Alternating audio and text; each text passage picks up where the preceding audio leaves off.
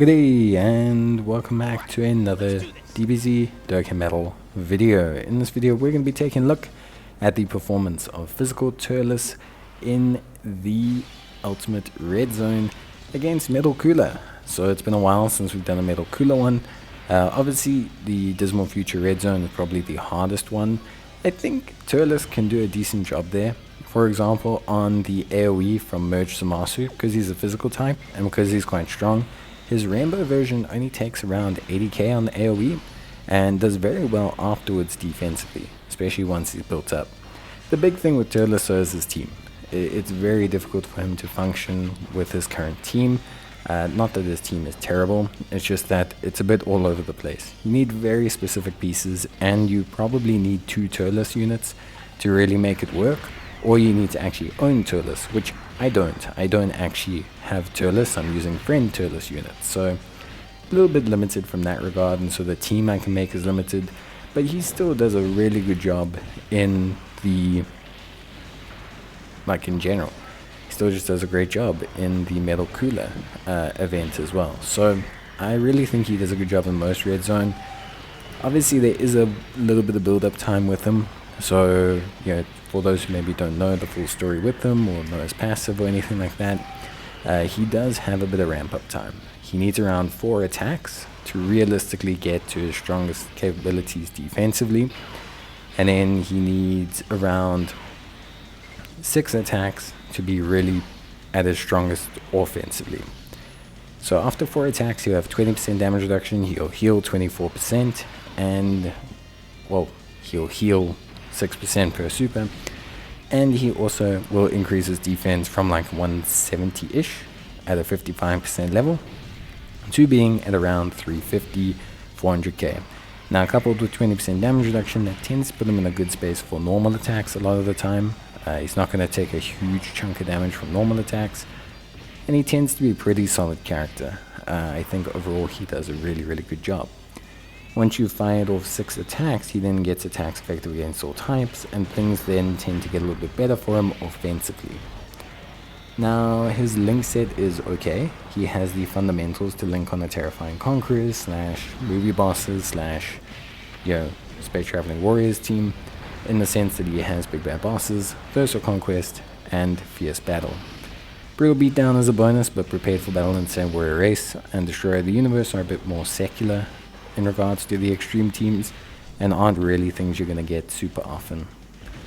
After his 6th attack, he'll have attack effective against all types, which means he should do decent damage. He also does do decent attack stats, but the main thing is keeping his health above 50%, but below 80%, especially if you haven't link leveled, to try and get the maximum amount of damage.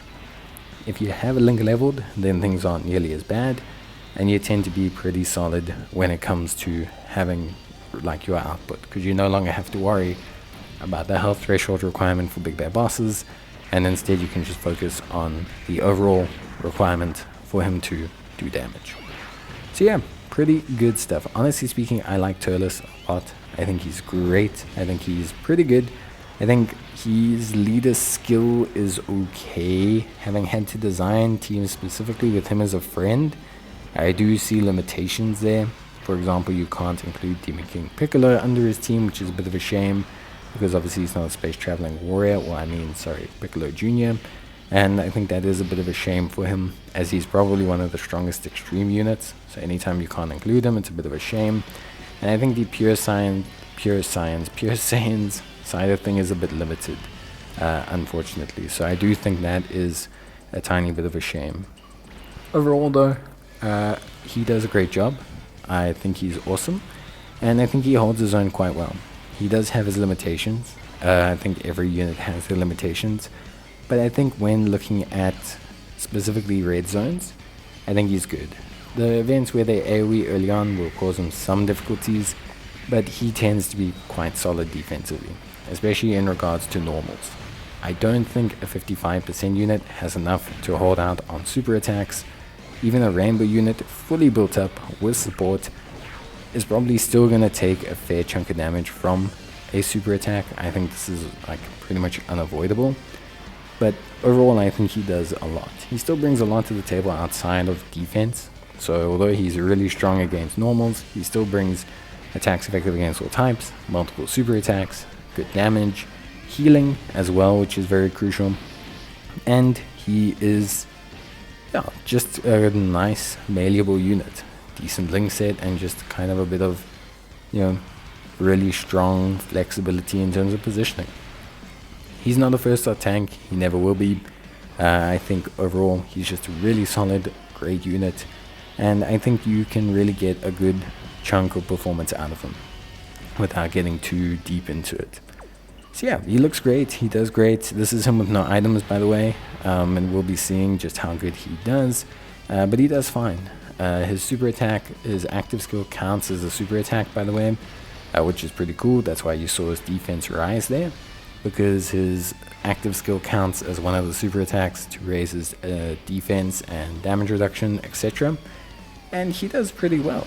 I think overall he does well, considering he was also sealed, so we did miss out on our final defensive stack. I think he does quite well. For early event, he'll look really good. Since Shenron, he'll look really good. And yeah, I think he's got a good amount of flexibility. Is he a huge buff to the extreme class? No, but I think he's a good option. Feels like a pseudo replacement for AGL Ginyu. Bit faster building up, not maybe as high a cap defensively, but he builds up way faster and is a lot more consistent. So definitely an option from that perspective.